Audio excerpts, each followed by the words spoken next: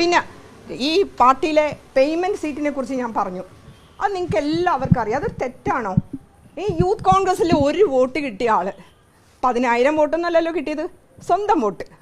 ഇപ്പം ഞാനൊരു ഇലക്ഷന് മത്സരിക്കുകയാണ്, ഈ ലോകം മുഴുവൻ എൻ്റെ ശത്രുക്കളാണെങ്കിൽ അധികാരമില്ലാത്ത കാലത്ത് കുറഞ്ഞ പക്ഷം എൻ്റെ മോൻ്റെ 2 കൂട്ടുകാരെങ്കിലും ചെയ്യും വോട്ട്. മോൻ ഇവിടെ ഇല്ലെങ്കിൽ 3 വോട്ടെങ്കിലും കിട്ടും. ഞാൻ പറയാൻ എന്നെ അനുവദിക്കുക പ്ലീസ്, എന്നിട്ട് താങ്കൾക്ക് എന്നോട് ചോദിക്കാം. കാരണം ഇന്നലെ ഒരു ചാനലിനെ അവർ സ്വാധീനിച്ചിട്ട് ആ ചാനലിൽ എന്നെ പറയാൻ സമ്മതിക്കുന്നില്ല. കാരണം അവിടെ VD സതീശൻ അതിൻ്റെ മാനേജ്മെൻറ്റിനെ വിളിച്ചു, ദയവ് ചെയ്ത് സിമി റോസ്ബലിൻ്റെ ഇൻ്റർവ്യൂ കൊടുക്കല്ലേ എന്ന് കാല് പിടിച്ച് അപേക്ഷിക്കണം. എൻ്റെ മൊബൈലിലുണ്ട്. മനസ്സിലായോ? എന്തിനാണ് എന്നെപ്പോലെ ദുർബലയും പാവവും സാധുവുമായ നിരാലംബിയായോ വിധവയായ ഒരു സ്ത്രീയെ ഇദ്ദേഹം ഭയപ്പെടുന്നത്? എന്തിനാണ് ഭയപ്പെടുന്നത്? അദ്ദേഹത്തെക്കാൾ ഈ പാർട്ടിയിൽ ഞാൻ പ്രവർത്തിച്ചിട്ടില്ലേ? ഈ പാർട്ടി എൻ്റേതും കൂടിയല്ലേ? അദ്ദേഹത്തിന് സ്വന്തമായിട്ടൊരു സ്കൂട്ടർ പോലും ഉണ്ടായിരുന്നില്ല. അത് രമേശ്ജിയോട് ചോദിച്ചാൽ പറയും. ഒരു കൂട്ടുകാരൻ്റെ സെക്കൻഡ് ഹാൻഡ് സ്കൂട്ടർ സ്റ്റാർട്ട് ചെയ്തിട്ട് അദ്ദേഹം ഇവിടെ മണി ചെയിൻ തട്ടിപ്പിന് വേണ്ടി ഇറങ്ങി നടന്നൊരു കാലമുണ്ട്. അതിൻ്റെ തെളിവുകളൊക്കെ ഇപ്പോൾ പുറത്ത് വിടും. 3000 രൂപ കൊടുത്താൽ 3 മാസം കഴിയുമ്പോൾ അത് 5000 രൂപയാവും. ആ സ്കൂട്ടർ ചവിട്ടി സ്റ്റാർട്ടാക്കുന്ന വർക്ക്ഷോപ്പിൽ കൊടുക്കുമ്പോൾ പൈസ കൊടുക്കണമല്ലോ. ജോജോ മനക്കൽ എന്ന് പറഞ്ഞ എൻ്റെ യൂത്ത് കോൺഗ്രസിൻ്റെ ബ്ലോക്ക് സെക്രട്ടറി ഇന്ന് ജീവിച്ചിരിപ്പുണ്ട്. അതുകൊണ്ട് വന്ന വഴിയൊന്നും മറക്കല്ലേ പ്രിയപ്പെട്ട സതീശ, വന്ന വഴി മറക്കരുത്. പിന്നെ DCCയിൽ അദ്ദേഹത്തെ കയറ്റാതിരുന്നിട്ടുണ്ട്. NSUവിൻ്റെ സെക്രട്ടറിയായിട്ട് ഒരു ദിവസം മോളിൽ നിന്ന് ഇങ്ങനെ കെട്ടി നൂലിന് വന്ന് ഈ രാജ്യസഭ വന്ന പോലെ. അന്ന് YMCയിലെ സ്വീകരണത്തിന് ഞാനെങ്കിലും വരണം എന്ന് പറഞ്ഞപ്പോൾ ഞാൻ എൻ്റെ മര്യാദ കൊണ്ട് പോയി. അതും മറക്കരുത് സതീശ. പിന്നെ കേരളത്തിൻ്റെ മുഖ്യമന്ത്രിയും കേന്ദ്രമന്ത്രിയുമായ വർക്കിംഗ് കമ്മിറ്റി മെമ്പറായ AK ആൻ്റണിയുടെ കൈ അദ്ദേഹം തട്ടിമാറ്റും പ്രസ് കോൺഫറൻസിന്. കാരണം അദ്ദേഹം ഭാവി മുഖ്യമന്ത്രിയാണല്ലോ. UDF കൺവീനർ MM ഹസൻ്റെ കൈ അദ്ദേഹം പിടിച്ചു മാറ്റും. കാരണം അദ്ദേഹം കേരളത്തിൻ്റെ ഭാവി മുഖ്യമന്ത്രിയാണല്ലോ. ലോകം ആദരിക്കുന്ന ശശി തരൂറിനെ അദ്ദേഹം ഊതി വേർപ്പിച്ച ബലൂണാന്ന് പറയും. അദ്ദേഹത്തിന് ആരെയും പേടിയില്ല. കാരണം രാഹുൽ ഗാന്ധി അദ്ദേഹത്തിൻ്റെ പോക്കറ്റിലാണല്ലോ.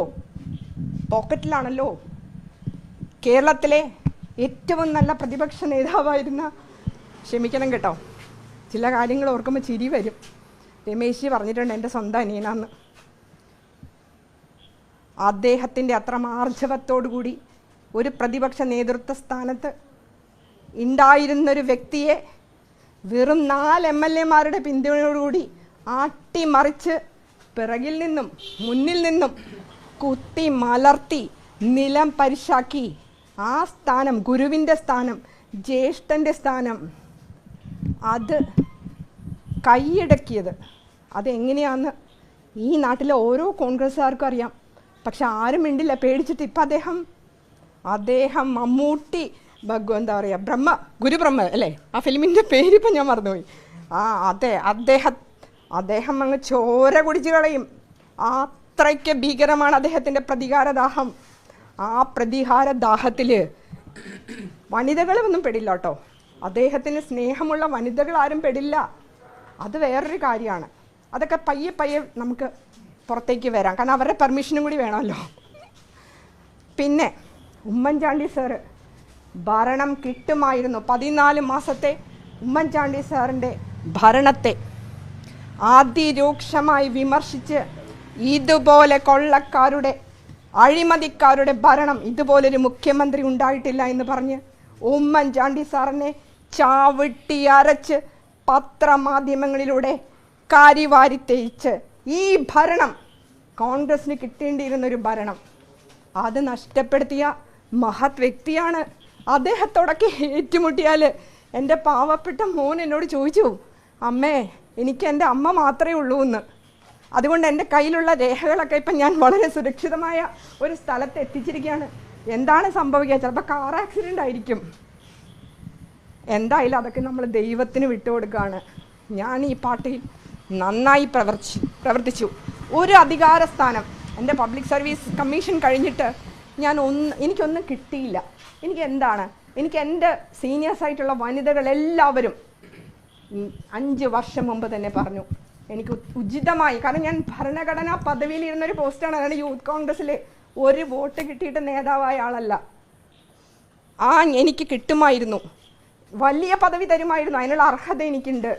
പക്ഷെ ഞാൻ പോയില്ല, ഞാൻ ഭിക്ഷാന്തേഹിയായിട്ട് പോയില്ല.